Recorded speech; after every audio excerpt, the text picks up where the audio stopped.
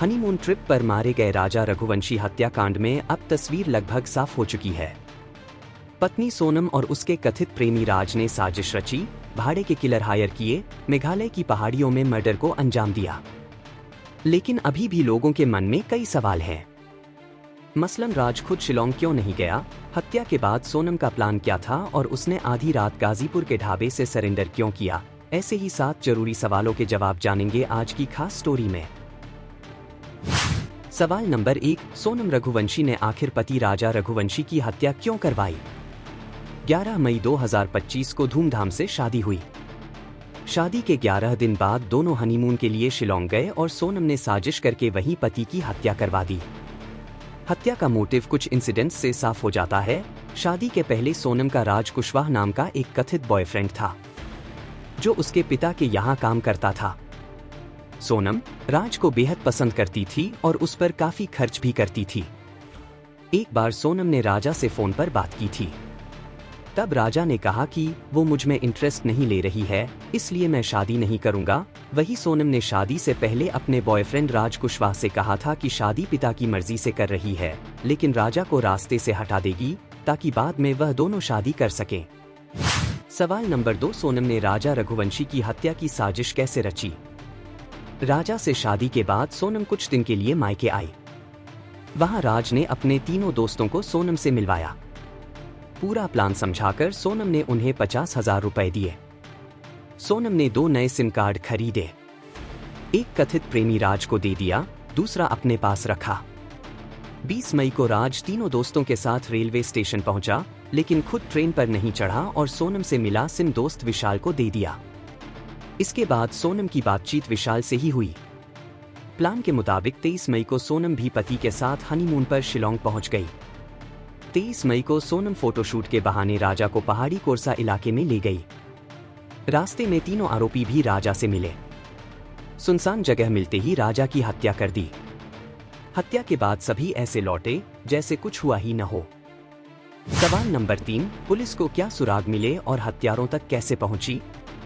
5 बड़े सुरागों से पुलिस ने हत्याकांड का खुलासा कर दिया और 7 दिनों के भीतर हत्यारों तक पहुंच गई। पहला सुराग, सोनम ने अपनी सास से उपवास का झूठ बोला।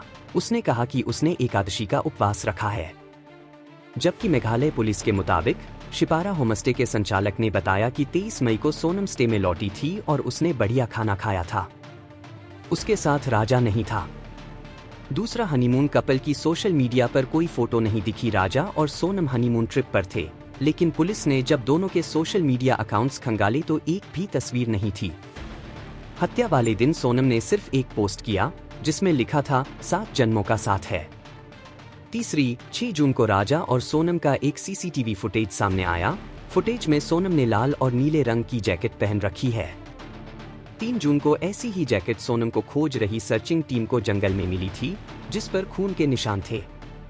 चौथा, बरामद हथियार नया था। राजा की हत्या में इस्तेमाल किया गया पेड़ काटने का हथियार टाव यानी छोटी कुल्हाड़ी 3 जून को बरामद हुई।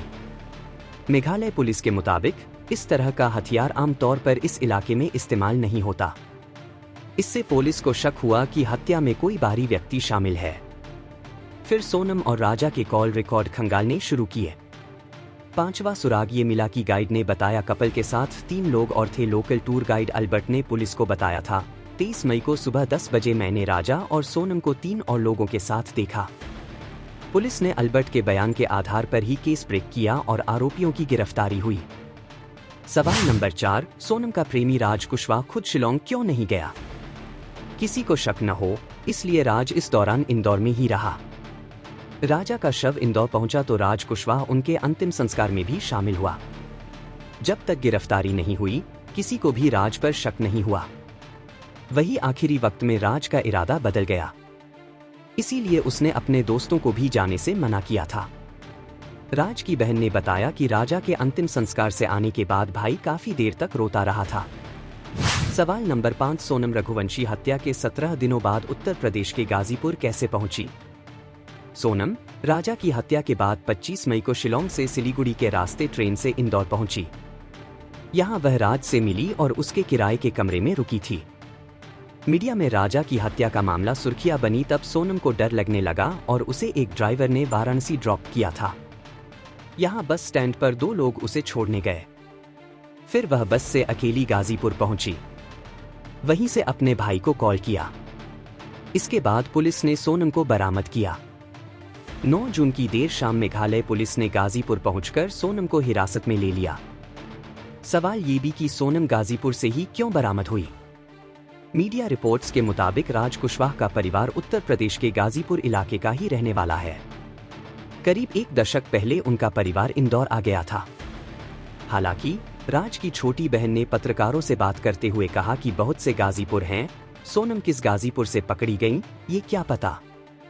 सवाल नंबर 6, राजा की हत्या के बाद सोनम और राज के आगे का प्लान क्या था। सोनम इस पूरे मामले को लूटपाट का मामला साबित करना चाहती थी।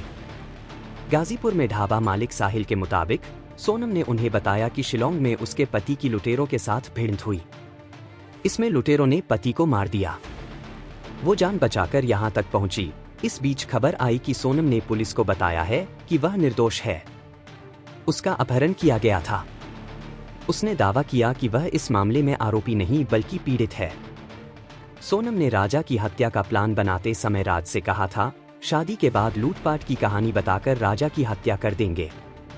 मैं विधवा हो जाऊंगी, फिर तुम मुझसे शादी कर लेना, तब पिताजी भी मान जाएंगे।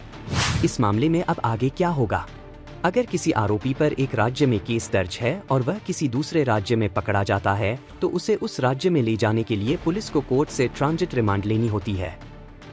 गाजीपुर की जिला अदालत ने मेघालय पुलिस को सोनम, आकाश, विशाल और आनंद की 72 घंटे की ट्रांजिट रिमांड दे दी है।